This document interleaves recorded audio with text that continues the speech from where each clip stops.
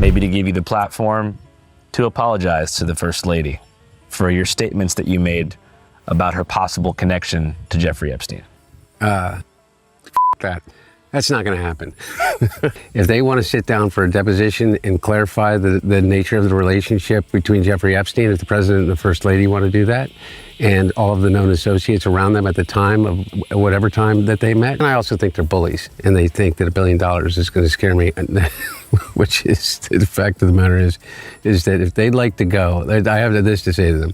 Donald Trump just admitted he was the one pushing Melania to threaten Hunter Biden with $1 billion lawsuit. Wait, wasn't this supposed to be Melania's outrage? Suddenly the story of a furious first lady looks more like another episode of Donnie Diapers bragging too loudly. Why did he hand the spotlight back to himself when the whole PR move was to make Melania look powerful? Stick around, because the part where Trump brags about his past wins makes the whole thing even messier. Before we move on, I would like you to subscribe to the channel and like the video. People thought Melania was furious at Hunter Biden, but what exactly did he even say to spark this supposed $1 billion firestorm? It wasn't like Hunter was sitting on camera with a folder of secret files ready to drop bombs on the Trump family. It actually came out in a very different way, during a casual interview on Channel 5 where he mentioned Melania in connection with Jeffrey Epstein. Not exactly the line you expect from a son of a sitting president, but Hunter has never been the type to filter his words when a camera is rolling. What raised eyebrows was how casually he tied her name to Epstein, saying she spent a lot of time with him. Now, those words weren't a claim he dug up through his own research or some secret knowledge. He pointed to a book by Michael Wolff, a guy known more for dramatic writing about the Trump world than courtroom-level evidence. So right there, you've got gossip packaged as anecdote, then repeated in a setting where millions might eventually hear it. That's the dangerous part. It turns secondhand chatter into something that floats around like a real accusation.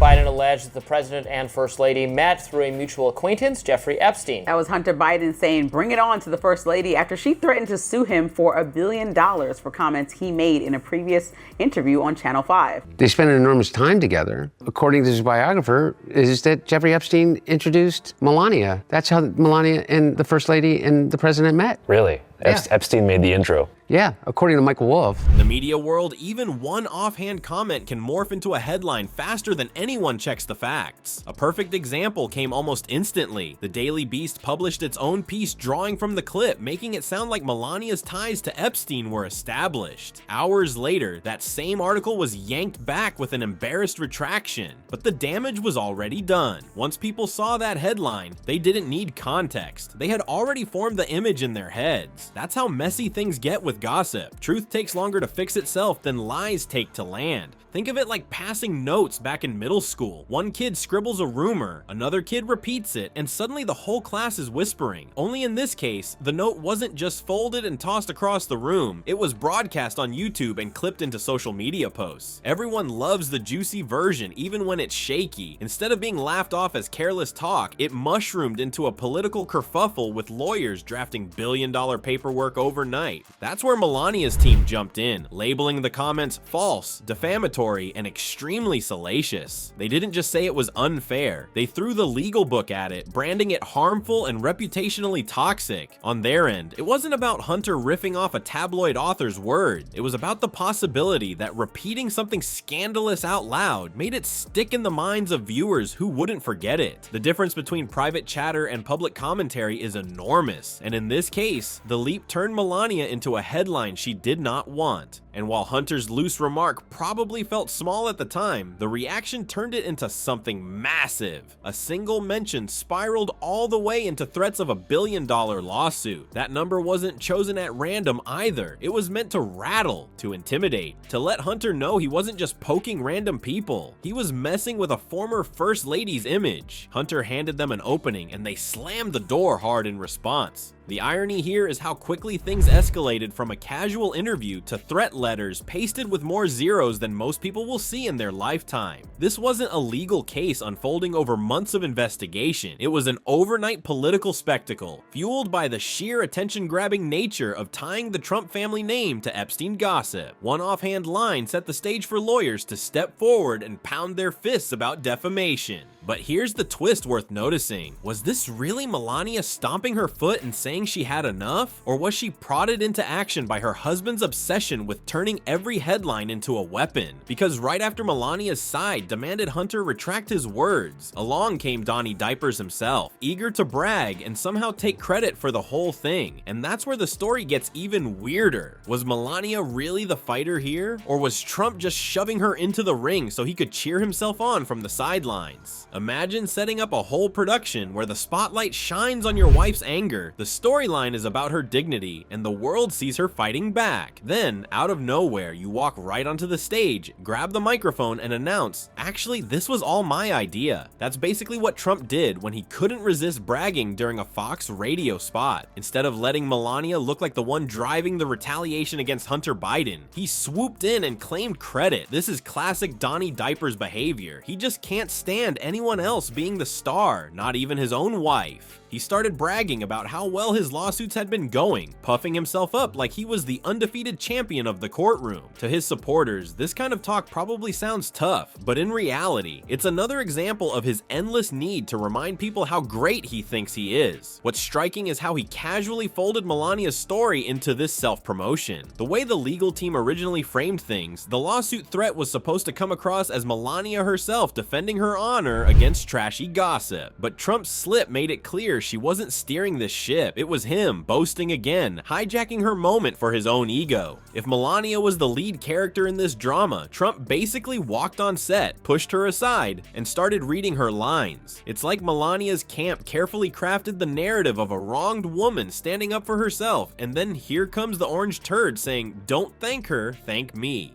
That single comment cracked the whole performance, exposing it for what it really was. A Trump production dressed up as Melania's fury. You don't need to be a political insider to see how awkward that makes her look. Suddenly, the supposedly empowered wife fighting back against damaging claims isn't in control at all. She's a secondary character in her own defense. Think about the way this undermines her image. On paper, the First Lady threatening legal action sounds formidable. It's the type of optics that suggests she won't tolerate being smeared. But when Trump takes credit for it, the story shifts. Instead of Melania demanding respect, it becomes Trump tossing another tantrum through his lawyers. That's not just a change in detail, it redefines the narrative. It sucks the air out of Melania's positioning and folds her right back into the shadow of her husband's endless bragging. And for a woman who has always kept a colder, more distant public image, that must sting. It also highlights a bigger issue. Melania was already dealing with rumors about how she met Trump, introduced by Paolo Zampoli at Fashion Week is the official version, but gossip writers like Michael Wolff toss out spicier alternatives that make headlines. Hunter repeating one of those rumors dragged her name right back into the Epstein mess. So the strategy was supposed to be simple: shut it down fast, loud, and in her own name. But with Trump barging in to claim he pushed the move, it no longer looks like her personal counterattack. It just looks like Trump trying to stamp his foot and yell louder than Hunter, which isn't exactly the same thing. This is what makes the situation almost laughable. Trump thinks he's reinforcing Melania's case, but what he's really doing is spotlighting himself again. He couldn't help but try to fold her decisive moment into his ongoing brag reel about being a master litigator. Except he's not the lawyer, he's not the client, he's just the guy who can't stand to let someone else get credit for being fierce. And that makes Melania look sidelined, not strong. Even his allies should be able to see how much that flips the intended picture.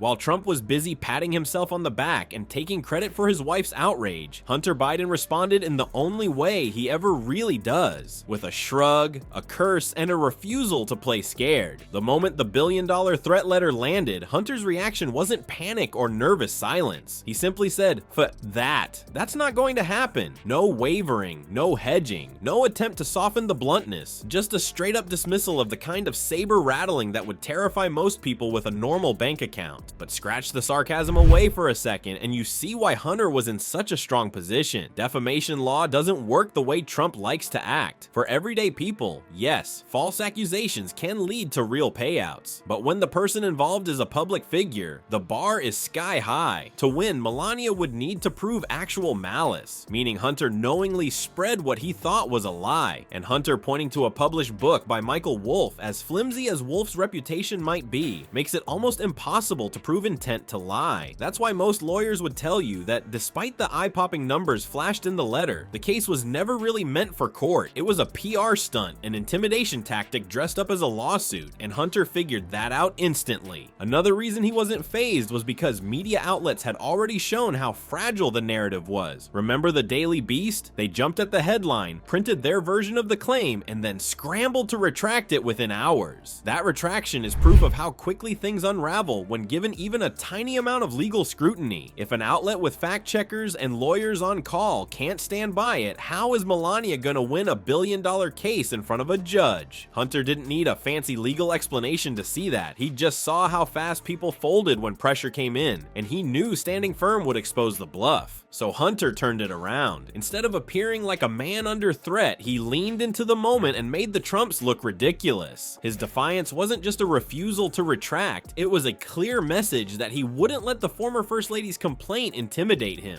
The more Trump bragged, the more laughable the whole situation became, because suddenly it wasn't about Melania's dignity, it was about Trump's ego trip. He thought he was the intimidating figure in the story, but it ended with Hunter mocking them out loud while the orange turd made himself the butt of the joke. A supposed show of power instantly morphed into a picture of Trump looking weak, boastful, and unnecessary. And this is where the tragedy comedy of Donnie Diapers lands every single time. He sets up the drama, he makes himself the center, and then he blows it all up by being incapable of shutting his own mouth. In trying to silence Hunter, he only gave him the stage, and Hunter couldn't resist performing. The whole drama was supposed to paint Melania as fierce, standing up for herself against Hunter Biden's jab. Instead, it exposed Trump as a chatterbox who couldn't resist hijacking even his wife's fury. Donnie Diapers needs every spotlight pointed back at him, even when the plan was never about him. That's the real twist. Sometimes the biggest political mistakes don't come from enemies, but from overconfident allies who brag their way into blunders. Trump wanted Hunter quiet. Instead, he gave him a bigger stage, turning a shaky comment into a headline and making himself the loud orange punchline.